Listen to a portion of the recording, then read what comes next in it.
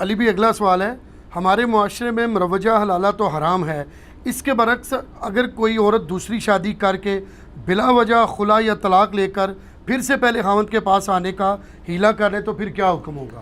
ایک وہ پاکستانی عورت ہے جنہیں کیسا وڈا لالا کڈیا ہے، یہ آج تک حلالہ دے کدھر لکھا بھی نہیں ہویا۔ سنن ابن ماجہ میں حدیث ہے، حلالہ کرنے والے پر اور کروانے والے پہ اللہ کی لعنت، نبی صلی اللہ علیہ وآلہ وسلم نے لعنت فرمائی ہے۔ یہ حلالہ کا لفظ بھی ویسے عجیب و غریب ہی شروع ہو گیا اور اس کو لوگوں نے یوز کیا۔ قرآن حکیم میں حلالہ کا لفظ نہیں ہے، یہ فقہا نے ٹرم ڈیوائز کی ہے۔ جی وہ سورہ بقرہ میں آتا ہے نا کہ اگر مرد و عورت کا آپس میں یعنی 3 طلاقیں ہو چکی ہیں، اب بائی چانس وہ عورت کسی اور مرد کے ساتھ شادی کرتی ہے، وہ مرد مر جاتا ہے یا اس کو طلاق دے دیتا ہے اپنی مرضی سے، پری پلانڈ نہیں، جی وہ تو لعنتی ہے، اور بعد میں پھر اس کو خیال آتا ہے کہ میں پچھلے مرد کی طرف چلی جاؤں، تو اس کا جواز موجود ہے۔ اس کو انہوں نے حلالہ ایک ٹرم ڈیوائز کی، اس کے بعد پھر شرعی حلالہ، پھر غیر شرعی حلالہ، پھر حلالہ نکالنے والے مولوی آ گئے میدان عمل میں، اور پھر ایک رات کے نکاح شروع ہو گئے۔ یہ پورے کا پورا تماشا اس کی بنیاد پہ۔ حالانکہ میں آپ کو بتاؤں حنفی فقہ جو ہے نا وہ بھی اس طرح کے حلالوں کو جائز نہیں سمجھتی ہے۔ علیحدہ بات ہے کہ حلالہ نکالنے والے سارے مولوی حنفی ہیں، یعنی بریلوی اور دیوبندی، لیکن ان کی فقہ نہیں مانتی اس کو کہ پری پلانڈ حلالہ کریں۔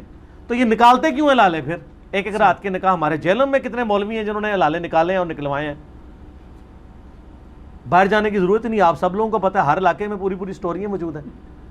اب رہ گیا یہ عورت، اس کے لیے حکم یہ ہے کہ سنن ابی داؤد میں، جامعہ ترمذی میں حدیث ہے کہ جو عورت بغیر وجہ کے اپنے خاوند سے طلاق لے لے یا خلا لے، وہ جنت کی خوشبو بھی نہیں پائے گی۔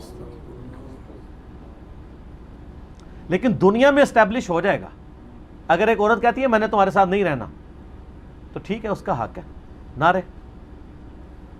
اگر کوئی جینون ریزن وہ پروڈیوس نہیں کر پا رہی، اس کے باوجود بھی دنیا میں اسٹیبلش ہو جائے گا، یہ اللہ نے فیصلہ کرنا ہے۔ ہم نہیں کہہ سکتے کہ جی وہ بلا وجہ لی ہے اس نے۔ ایک عورت ایک خاوند کے ساتھ نہیں رہنا چاہتی، یہ بذات خود بہت بڑی وجہ ہے۔ جی بعض اوقات شادی کے بعد پتہ چلتا ہے آتے صحیح نہیں ہیں معاملات، اور یہ قریب ہی نبھا لینے چاہیے۔ میں نے دیکھا ہے کہ لوگ جناب وہ رشتے چلاتے رہتے ہیں، وہ گھسیٹتے رہتے ہیں، بعض اوقات 4 بچے ہو جاتے ہیں، پھر جا کے طلاق ہوتی ہے۔ اس سے بہتر نہیں پہلے علیحدگی ہو جائے۔ طلاق اللہ نے رکھی کیوں ہے؟ اسی لیے کہ اس کو یوٹیلائز کیا جائے جب ضرورت پڑے، یہ یاد رکھیے گا، ویسے نہیں۔ جامعہ ترمذی میں حدیث ہے، اللہ کو حلال چیزوں میں سب سے ناپسندیدہ طلاق ہے۔ حلال اس لیے کہ ضرورت کے تحت یوز کر سکتے ہیں، ناپسند اس لیے کہ اسلام جو ہے خاندانی نظام میں بلیو کرتا ہے۔ اسلام قطعاً اس بات کی اجازت نہیں دیتا کہ آپ خاندانی سسٹم کو توڑنا شروع کر دیں۔ جی حتیٰ کہ صحیح مسلم میں وہ بڑی مشہور حدیث ہے کہ شیطان کا تخت پانیوں پہ لگا ہوا ہے، اور رات کے وقت وہ سارے چیلوں کی میٹنگ کال کرتا ہے۔ وہ جو میں نے کہا تھا ہو سکتا ہے وہ برمودا ٹرائنگل پہ جو چیز غائب ہوتی ہے وہ شیطان کا تخت ہی لگا ہو وہاں پہ۔ تو وہ سارے شتونگڑے آ کے نا، اس کے جو چیلے رات کو آ کے اس کو شام کو بتاتے ہیں کہ آج ہم نے کسی سے چوری کروائی، کسی سے زنا کروا دیا، کسی سے فلاں برائی کرائی، کسی سے فلاں۔ تو وہ سنتا رہتا ہے، اور جب ایک چیلا آ کے کہتا ہے نا آج میں نے میاں بیوی کے درمیان جدائی کروا دی ہے، تو وہ کہتا ہے اصل کام تو نے کیا ہے۔ پھر وہ اس کو گلے لگا کے ملتا ہے۔ یعنی میاں بیوی کا رشتہ کتنا امپورٹنٹ ہے، اس کے ٹوٹنے سے معاشرہ ٹوٹ جاتا ہے۔ اسی لیے اسلام میں اس حوالے سے طلاق کو ناپسند کیا گیا۔ جی تو اگر یہ کوئی عورت ایسی ہوشیاری کر رہی ہے کہ وہ حلالہ خود اپنا نکلوا رہی ہے، ایڈی تیز ہے کہ وہ کہ جی میں کسی مرد سے شادی کروں گی، پھر میں جا کے کورٹ میں خلا اپلائی کر دوں گی تاکہ میں پچھلے خاوند کی طرف، تو یہ سارا کے سارا غیر شرعی حلالہ ہی تصور ہوگا۔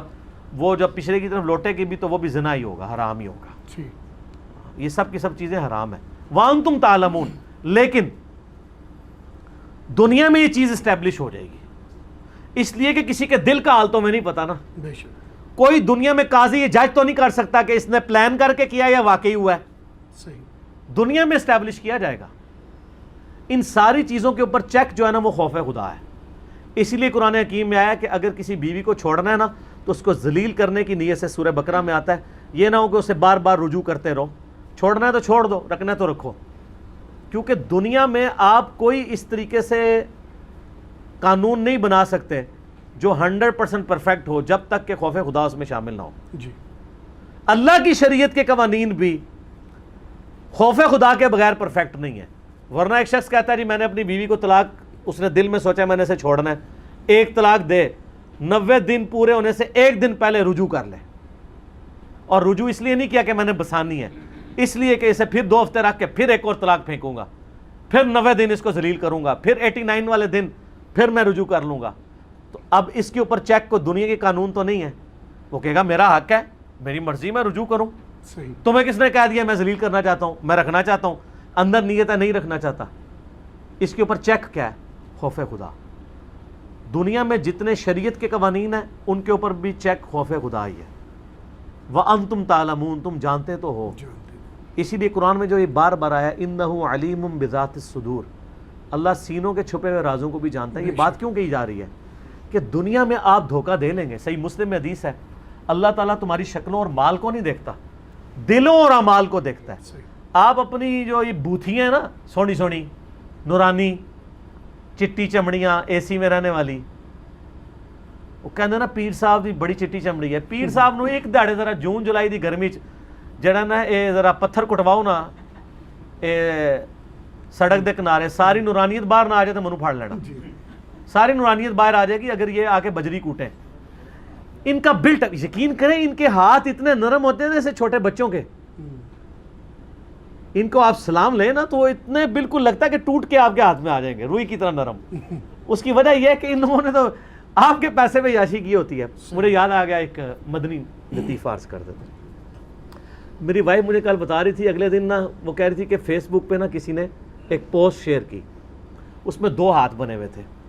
ایک ہاتھ جو ہے وہ کالا سا تھا, بڑا بدا سا ہاتھ, اور ایک بڑا خوبصورت ہاتھ جس کے ناخنوں پہ نیل پالش بھی لگی ہوئی تھی. اس کے اوپر لکھا ہوا تھا کمانے والا ہاتھ, اس میں لکھا تھا خرچ کرنے والا ہاتھ. تو یہ پیروں کے ہاتھ کمانے والے نہیں ہوتے ہیں, خرچ کرنے والے ہوتے ہیں. کمانے والے ہاتھ تو پھر بدے ہی ہوں گے نا, خرچ کرنے والے ہاتھ جو ہیں وہ آپ کو بڑے خوبصورت نظر آئیں گے, چاہے پیروں کے ہوں چاہے عورتوں کے ہوں. تو اس طرح کے معاملات کو اس حوالے سے ضرور دیکھنا چاہیے. آپ اپنی شکلوں سے, مال سے پبلک کو تو دھوکہ دے سکتے ہیں, اللہ کو نہیں دے سکتے. اور جامعہ ترمذی میں حدیث ہے, حسن ابن علی کہتے ہیں نبی علیہ السلام نے فرمایا تھا, گناہ وہ جو تیرے دل میں کھٹکے اور تو اس بات سے آر محسوس کرے کہ لوگ اس کے اوپر مطلع ہوں. صحیح. تو یہ یعنی انسان کے دل میں خود جو ہے نا وہ کھٹک جاتی ہے بات. اچھا, یہ جو میں نے حدیث بیان کی یہ صحیح مسلم میں ہے, گناہ وہ جو تیرے دل میں کھٹکے اور تو اس بات سے آر محسوس کرے کہ لوگ اس پر مطلع ہوں. جو جامعہ ترمذی میں حسن ابن علی والی حدیث ہے اس میں الفاظ یہ کہ نبی علیہ السلام فرمایا جو چیز تمہیں شک میں ڈال دے اسے چھوڑ دو, اور سچائی اطمینان عطا کرتی ہے اور جو جھوٹ ہے وہ بے سکونی دیتا ہے. یہ حسن ابن علی کو نبی علیہ السلام نے نصیحت کی تھی علیہ السلام ورضی اللہ عنہما. تو اس طرح کے سارے معاملات میں اس عورت کو تو پتہ ہے وہ کیا چکر چلا رہی ہے. اب وہ خام خواہ لوگوں کو کہتی پھرے, یہ علیحدہ معاملہ ہے. وہ دھوکہ جو دے رہی ہے وہ اللہ کو یا عوام کو دھوکہ نہیں دے رہی, اپنے آپ کو دھوکہ دے رہی ہے. جی ٹھیک ہو گیا.